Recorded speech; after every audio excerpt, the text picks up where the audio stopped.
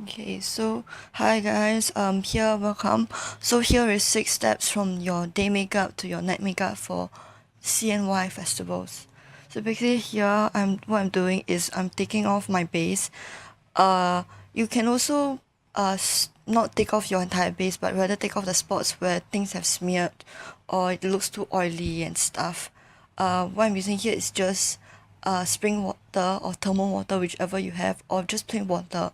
And I basically wetted a cotton pad and sort of wiped off my base so that I start off fresh. And after that, I am putting back on some moisturizer. You can skip that if your skin doesn't feel dry, but mine did. So I added a bit more moisturizer if you brought it along.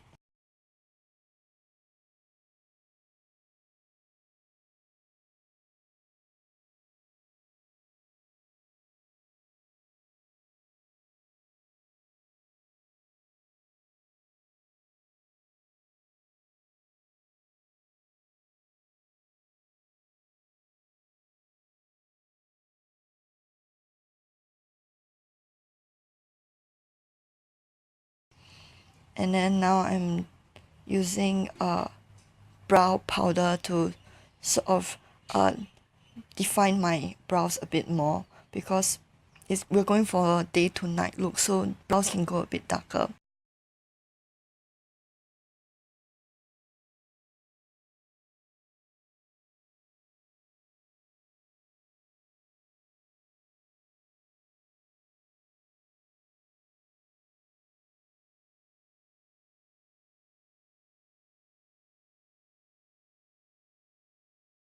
Okay, so now I'm using concealer.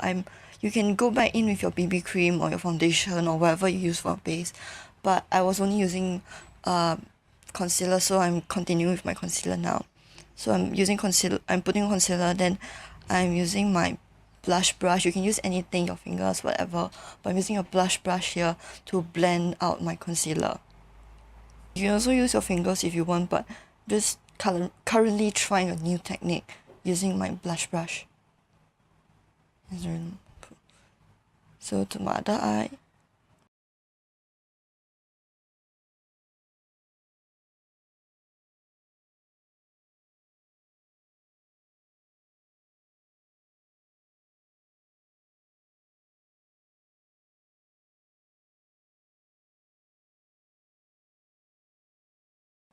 And then now I'm using because this is supposed to be a night look, so I'm going for a dark lip and a dark eye.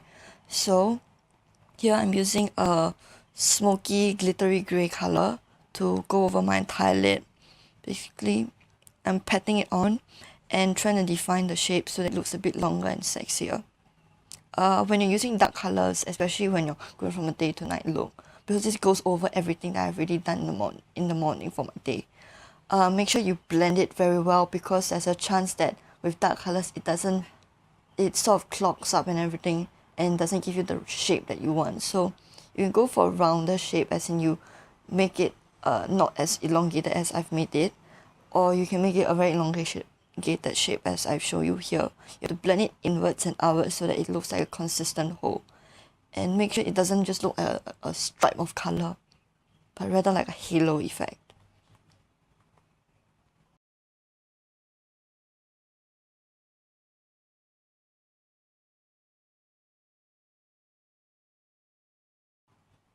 So I'm going on with both eyes. As you can tell, I have two different eyelids, so here's two different way of doing the smoky eye.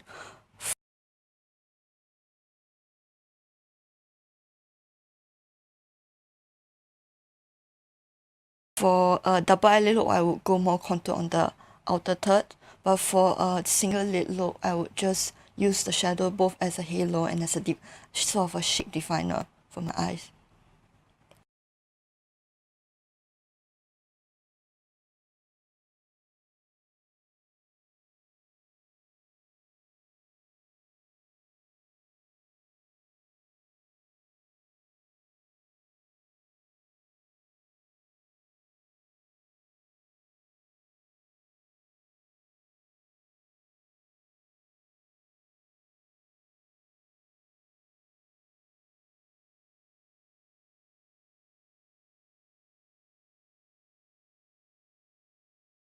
There's an extra trick that I've done, which is I added extra shadow on the inner corners of my tear duct, because what this does is it gives you a more sharp look rather than because when you put on shadows on monitors, they tend to forget the most inner corner side and tend to put highlight. Rather than that, you can define it even further and elongate your eye by adding more shadow to the inner corners.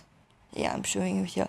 Make sure you add very little. I made a mistake of putting too much here, but you put on very little, then you keep on building, rather than you just pack it on and then realize you made a mistake. Because if you add a little bit, then you can always correct, because by adding a bit more and a bit more. But if you put too much, then you have to take it off and start over again. So yeah, here's a close-up.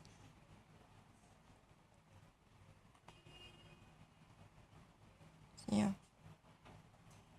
because I've already done this quite a few times, so I can make sure I know how to do my shadow in such a way that there's no fallout. But if you're those type of people who are not very good with eyeshadow yet, I would suggest you do your eyes first, then you go over with foundation or whatever base you've used before you finish the whole look. Yeah.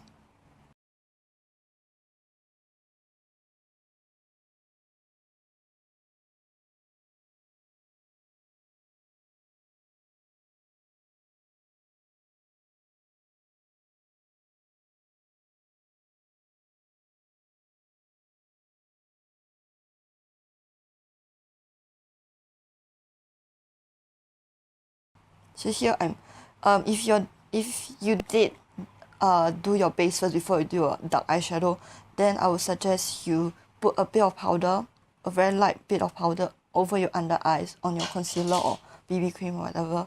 And then after that, wait a few seconds for the thing to set, then you sweep it off. Because what it does, if there's like gel or powder or whatever there is, what it does is it sort of sets and keeps the thing where it is, where it has dropped. And then when you sweep it off, it doesn't leave like a trace of like darkness everywhere.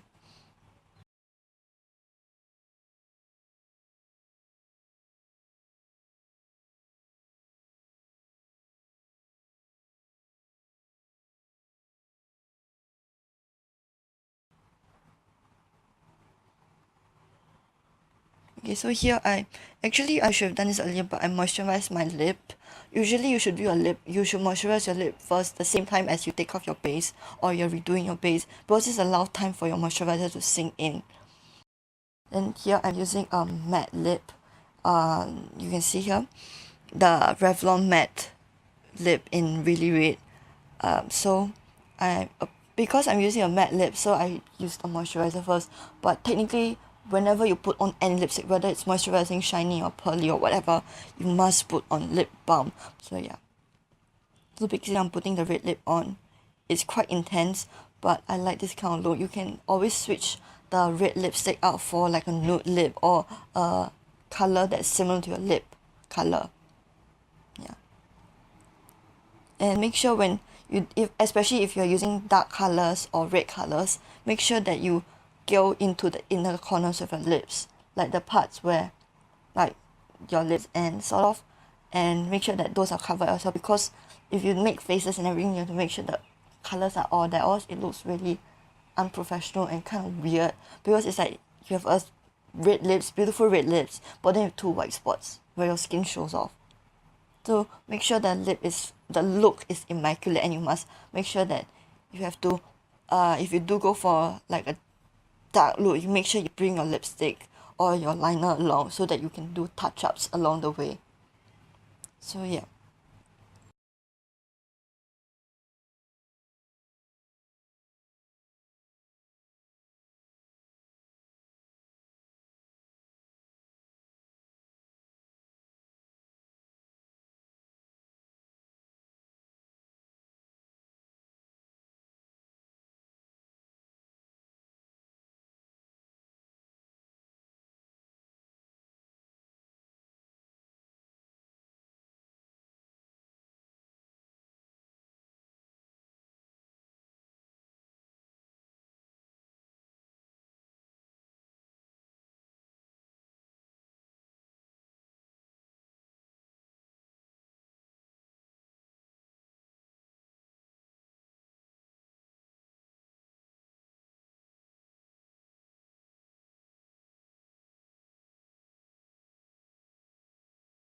So thank you guys for watching me preen in front of the camera.